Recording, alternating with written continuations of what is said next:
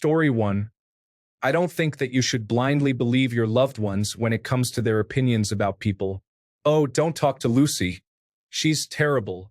Oh, my brother is a jerk. Oh, my coworker is really annoying. Yes, trust your friends, but instead of always taking their word for it, I think it's more reasonable to observe the person's behavior yourself and come to your own conclusions about them while still being aware of what your friends said about them. Story 2. Children should not be shielded from feeling pain, shame, or embarrassment. They should learn how to deal with those emotions. It is our job as parents or caregivers to teach them how to survive in this world, not to wholly shield them from it. To be clear, I'm not saying everyone should go and embarrass their child all the time, but if they get embarrassed naturally over the course of the day, teach them, empathize with them, help them. When kids don't learn how to deal with these feelings, that's when explosive reactions become a thing as they grow. Story 3. The difference between being able to read well and not determines how life will be for some people, and often lack of effort doesn't have anything to do with it. I don't think learning disabilities are treated seriously enough. I never understood just how it would feel to have a learning disability until I was put on a medication that made it exceedingly difficult for me to read. I went from unconsciously, reflexively taking in information from signs and writing all over the place to my brain, completely ignoring these things unless I consciously made an effort to focus my attention on reading the sign. My job involves me learning new information constantly, almost all by reading, and the amount of effort it took to accomplish things that were easy or even enjoyable to me before, that is, reading a paragraph and knowing exactly what it meant after reading it 1 to 3 times, now took a level of effort that I found hard to believe, let alone cope with. It was so hard to get my eyes to stay on the words long enough to string them together, let alone extract their meaning. I would miss information on signs around me and found myself avoiding activities that involved reading lots of text, like the Japanese role-playing games or books I love, or even Reddit, preferring video content instead. I was blind to how difficult life becomes when reading is not a reflex. It has been less than a year since experiencing this, and I want to find a way to advocate for people like my dyslexic coworker who is the maintenance man, who is bright and a hard worker, but whose life is on a totally different trajectory than if his brain took in information from text as easily as others. I used to give my friend a hard time for not doing his own taxes and always asking for help. The instructions are right there, I thought. Just read them. No, now I understand. It absolutely does not work like that for a lot of people. I wish there was a way I could extend my experience to others and that learning disabilities might be treated as the seriously life-altering conditions they really are. Considering my experience, it's no longer any surprise to me the number of people who fall through the cracks of an education system focused around reading and writing to take in information, even before considering socioeconomic factors. It is simply not fair to those people, of whom there are a lot. Story 4. That you don't need to be in a relationship to be happy. Since my divorce, I have, over the years, built a very peaceful, content, drama-free life for myself. I am independent, both personally and financially, with zero desire to have anybody come in and intrude on my contentment. Story 5. Learning how to pay taxes at school or other so-called useful life skills aren't that helpful. Kids should be taught how to think. Things like logic, emotional intelligence, people skills, and verbal skills are far more important. Emotional intelligence and people skills aren't taught yet, but they should be. Those would be truly useful life skills. Story 6. You should not be allowed to tilt your seat back in a plane. There is a direct correlation between the increase in your comfort and the decrease in the basic level of comfort for the person behind you. I know that I am in the 5% of people who feel this way, so no need to criticize me. Story 7. I honestly think pineapple on pizza is amazing. I get why people are divided on it, but it's like a sweet and savory explosion in your mouth. My friends always tease me, but I'll keep fighting the good fight for that combination. Story 8. Advertising aimed at children should be viewed as inherently toxic, and we should react to showing a commercial to a 5-year-old with the same sort of revulsion that most people would have to giving a cigarette or a glass of wine to the same child. I think that advertising is very often toxic and should be more regulated because of it. We know that advertising is manipulative and corporations have spent untold amounts of money researching how to use it in ways that the general public is not only largely unaware of, but also have no method to counteract. If you had to go out every day and face trained professionals trying to physically coerce you to go where you didn't plan on going, you'd expect laws to protect you, and most people would want training and techniques to resist being pushed around. But we have a strange societal expectation that mental strength just happens, and that only weak people are influenced by advertising, even when study after study shows that this isn't true. Allowing the majority of our media to be supported by advertising is one of the most damaging things humans have done to ourselves. The toxic effects of pervasive advertising should be viewed on par with automobile exhaust or lead paint. Story 9. True crime obsession has turned a lot of us into nervous, paranoid wrecks that react way out of proportion to the actual levels of crime that our society experiences. Story 10. I believe that taking breaks from social media can actually improve our real-life connections. It seems like everyone is glued to their screens, but being present is so much better. Story 11. You learn more from your mistakes than you do from your successes because you are much more likely to remember the times you failed. It is okay to fail as long as you make an effort to learn from it. Story 12. I don't believe the phrase, once a cheater, always a cheater. If someone cheated in their past relationship, this does not automatically mean they will cheat on you. I believe that there are serial cheaters who get satisfaction from it, and then there's the person who made a mistake or was in the wrong relationship. Story 13. I think people have more responsibility in their bad decisions and negative outcomes than we acknowledge. Especially in younger age groups, I see a lot of people just throw up their hands and immediately start blaming the adults in their lives, such as parents and teachers, when they struggle or don't see the results they were hoping for. I rarely see people asking for study materials or tips for studying a subject online, but I see a lot of name and shame discussions where people rant about their teachers not explaining the material, having to study a broad range of topics, or covering a lot of material in a limited amount of time. School has always been a limited number of months out of the year, and the amount of information teachers have to cover always exceeds the number of days of class. That only becomes more apparent in college and graduate school. Yet people seem to expect that they can just show up Monday to Friday for the 1 to 2 hour lecture and learn everything they need to know without any additional studying in their free time.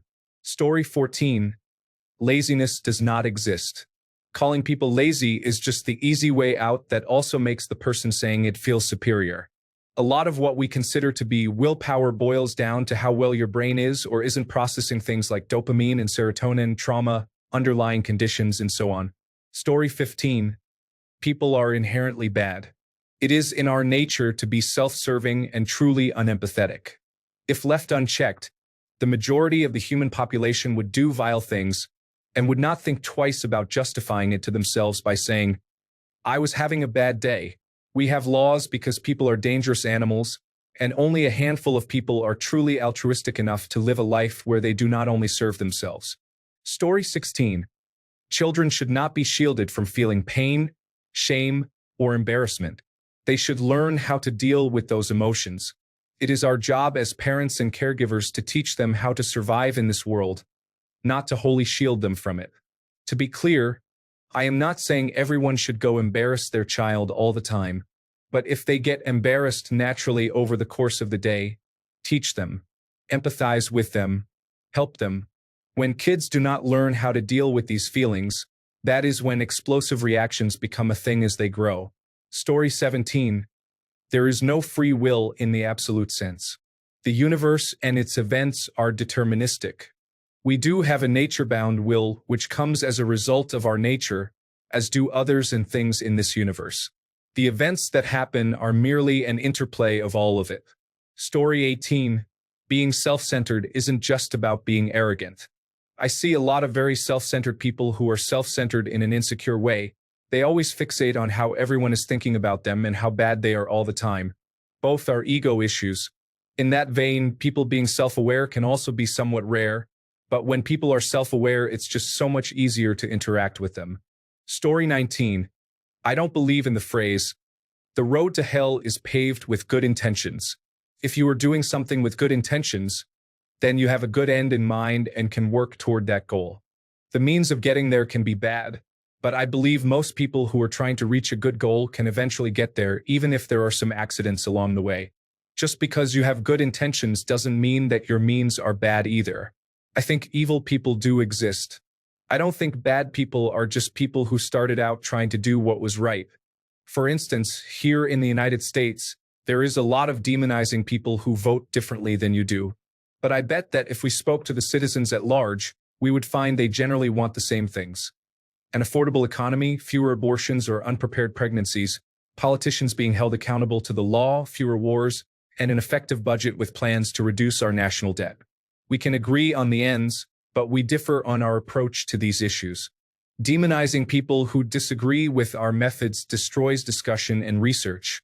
Without those, it will take much longer to find the means that work best to achieve our shared goals. Story 20. I genuinely think that social media is not all bad. Sure, it has its downsides, but I have seen it bring people together, spark movements, and help businesses grow. I know a lot of folks hate it and say it ruins communication, but I have found communities online that have totally changed my life for the better. Can be a tool for good if you use it wisely. Story 21. I believe abortion should be legal all the way up until the baby is outside the womb. I believe if something is inside you, it is nobody's business. The minute it is out here with us, it becomes the world's business. I am not saying it is moral, but I believe it should not be up to the government. Most people seem to have a cutoff. I do not hear anyone advocating for what I am saying except for the right-wing fantasy that Democrats are murdering babies up until and after being born. Story 22. That cooperation is greater than competition. One thing I know for a fact is that Darwin used the word love many more times than he used the term survival of the fittest. Story 23. I'm very against this respect all religions thing. Not only do I think it's so weird that we put religion on such a pedestal that it can't be criticized without backlash. The idea of blindly respecting all beliefs the moment a deity is involved is genuinely absurd. A lot of religions are racist and misogynistic. I'm not respecting that. Story 24. All these assassination attempts are being set up by them to increase sympathy from a very unsympathetic human trying to help speed up the destruction of the world. Story 25. That Cinnamon Toast Crunch isn't a good cereal, and it's not because of the taste. On taste alone, it's an S-tier offering. However, it is one of the quickest to get soggy, and there is nothing worse than soggy cereal. Story 26.